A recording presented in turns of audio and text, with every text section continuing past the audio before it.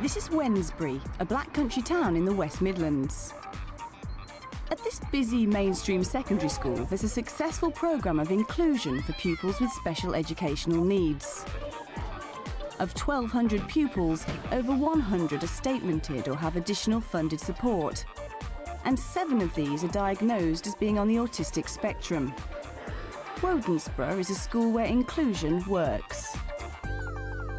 We believe in everybody having access to the curriculum, whatever the subjects, whatever the activity and whatever their entry level, whether they're working at A star or they're working at P levels.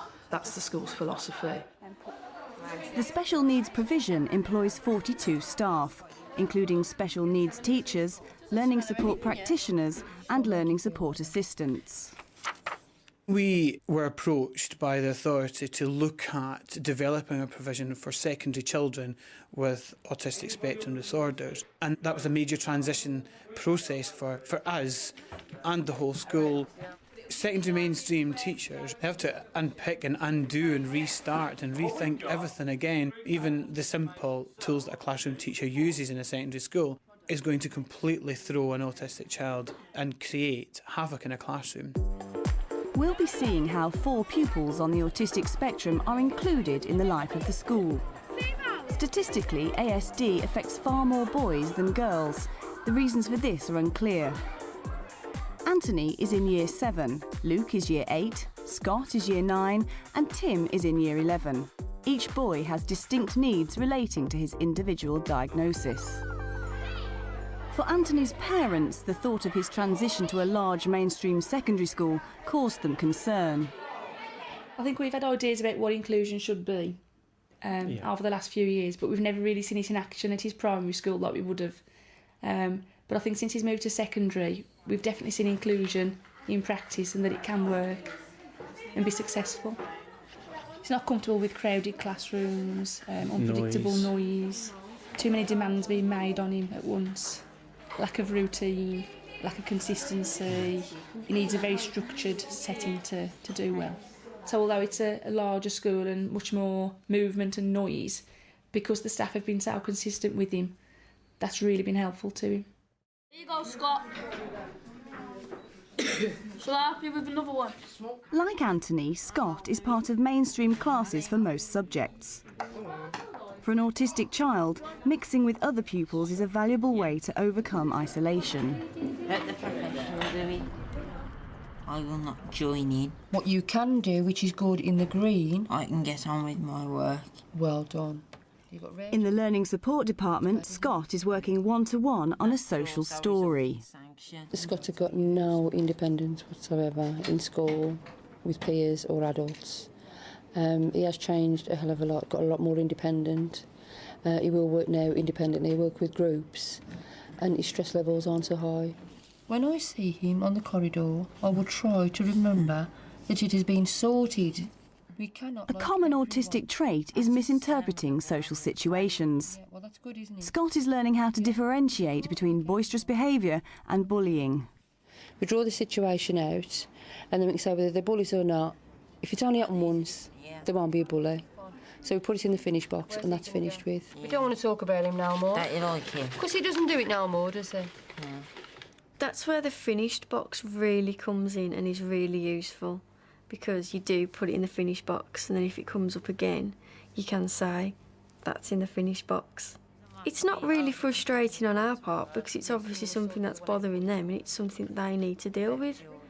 So you just deal with it until they're happy, then it's finished. It was Sorted. I'm a good shepherd's pie. Hayley played a key part in Luke's difficult transition from primary school. He first stepped through the doors and just screamed and screamed and screamed, and it was a case of 3, 2, 1 up the stairs, and up he came straight into LS2. We've got other autistic children who have been nervous, but they haven't had that reaction.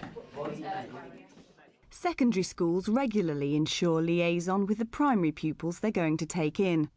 But it's crucial for Wodensborough's support staff to get to know incoming pupils with ASD as early as possible. Oh, that's very clever. Very clever. 18 months ago, on his first visit to the school, Luke was given a video camera to help him explore his new surroundings. For any pupil with ASD, the unknown can be a threat. Staircase. The main challenges are moving from a very familiar, safe, small environment to moving to a very large, unfamiliar environment, lots of new faces, lots of new sounds, lots of new smells, because the sensory needs of children, are sometimes overlooked, and particularly with an ASD child, those sensory needs can become extremely heightened. That was the design brief, remember we... Since then, Luke's progressed well and has benefited from accessing the mainstream curriculum and teachers.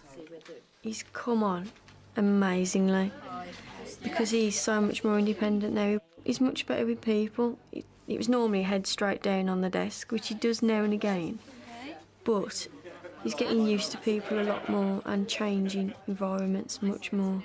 He has settled a lot. With the Learning Support Department as his base, Luke has structure throughout the day. And I'm going to trust you with my keys to get through the door. Luke needs preparation. He needs to know what we expect of him that day. He needs to know if there are any changes. You know what that is? You know what the symbol is? He needs a lot of visual strategies used. He has a visual timetable. We've got drama. Life skills. Rape. He needs to use registration, sort of just dealing with the day-to-day things that other pupils might take in their stride. And then at the end, Home time, fantastic. We use symbols all the time. We have them all around schools. We've started filtering out into mainstream lessons as well, and we found it has a massive impact on all the pupils, not just the autistic ones. It doesn't hurt the kids that can read, and it really benefits those that can't. Santa have who likes drinks. Luke's been making progress in subjects that are traditionally non-autism friendly. Mainstream teacher Liz Wood takes Luke for drama. When he first came to lessons, he was happy to play a game, and even that took a couple of weeks to get him into playing a game. But after that was it. He wouldn't do any of the work. He didn't want to engage in any group work or anything like that. And he made the decision. He was like, "No, I'm not doing it. I'm going to sit in the corner." Day to day, he struggles in groups. He struggles to interact. It takes a lot of prompting to get him involved in things that he doesn't really want to do.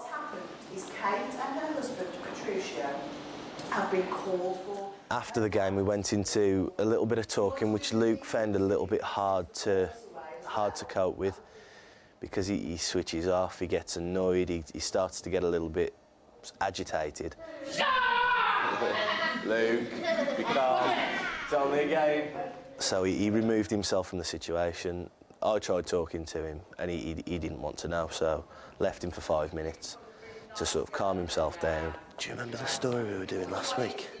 No. At first, it was quite distracting because it would distract the other pupils, and especially the mainstream pupils who weren't used to working with the pupils from LS1 and 2, and especially Luke.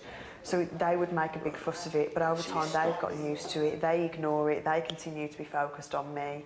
And because I've got the support and there's Pete and other people, I know that I can leave it and they can deal with that and I can continue dealing with the rest of the class. Who's going to be Katrina, who's going to be Patricio? Once we were going to start moving into the practical work, I used one of the other students who he's used to working with. I sort of got them paired together because it was someone he was comfortable speaking to and comfortable working with. Sort of talking him through what he needed to do and making it enjoyable for him, making it so it wasn't a lesson and it wasn't something that he needed to learn, something that he was going to have fun doing. And you can say, no, it's the moon. No, it's the moon. It's the moon. The only person that's ever excluded Luke has been Luke. And now he's starting to include himself, and it's just by the by for the rest of the class. They just accept that it's happening. Fantastic. How good is that? Praise. Praise is so important. Once he has started to work, once he has started to get himself back into the lesson, the teacher then has got to come over and sort of praise, get both Luke, teacher and support staff involved, working as a group, and it helps. It does help a lot. A moon is the sun. Moon, sun. Moon. Okay, you got. Fantastic. want to see is the knowledge that you have built up, because in theory, this should be... Tim is preparing for his GCSEs. He has a diagnosis of Asperger's syndrome, and so is at the higher functioning end of the autistic spectrum.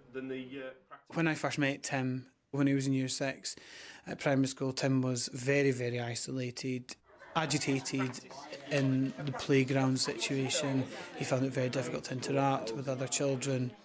I hope to get into the graphics or media industry, what I'm studying at the moment, yes. I get past college, yes. He was one of our first children that came through the door, that, you know, with a clear diagnosis of ASD. Since then, Tim has just surprised us all. As far as I'm concerned, this is finished. Do you think you want to put the freebie on there? That's got to go back on there for when it gets sent away for marketing and such like, but I really wouldn't start messing with this too much. Tim is studying GCSE graphics, single award. He does have Asperger's. He is also very academic and very knowledgeable within the subject area. He's actually more able than probably 50% of the rest of the group that don't come with his specific needs. But he does have a very different set of needs to Luke, in that he's much more able. So you have to support him, but also stretch him to meet the requirements of the GCSE syllabus. The difficulties that Tim has to deal with is the fact that as soon as he's got it in his mind that this is important, then it becomes too important for him. And at the moment, in preparation for GCSEs, you know, lots of staff are getting very, very agitated about coursework and getting this done and getting that done. And Tim is now struggling to understand what is important, because we're trying to develop the whole Tim. We're trying to work on his relationships and his social skills. We're trying to make sure that he's academically making progress. And unfortunately, Tim can't see that as a whole picture. He's seeing it as very much compartmentalised. It's one of the best specs I've read in a long time. Job done on that bit. It sounds unusual, but we actually have to support him in not doing too much as well, because he will. If he didn't do any more work on his folder, he would still get a very good grade. He will work and work and work. His folder is 3 times the thickness of anyone else's. Perhaps the biggest issue for teachers is how to adapt their methods when each child with ASD can have such different needs and abilities. I think that the best way to work with staff is the drip feed method, where you work through issues, you explain the problems, you explain possible solutions and ways through it. Like all pupils, ASD students need structure, order. They like to know where they're going, how they're going to get there, and to remember that. Just another one of those. Talk to the support staff, because the support staff can be really useful in resources they can provide. There is a lot of resources that these kids react well to, like symbol supported timetabling, like differentiated worksheets, and it does really help in lessons. Our role as a department is facilitating change and making sure that the staff feel confident in moving forward with all children with special educational needs.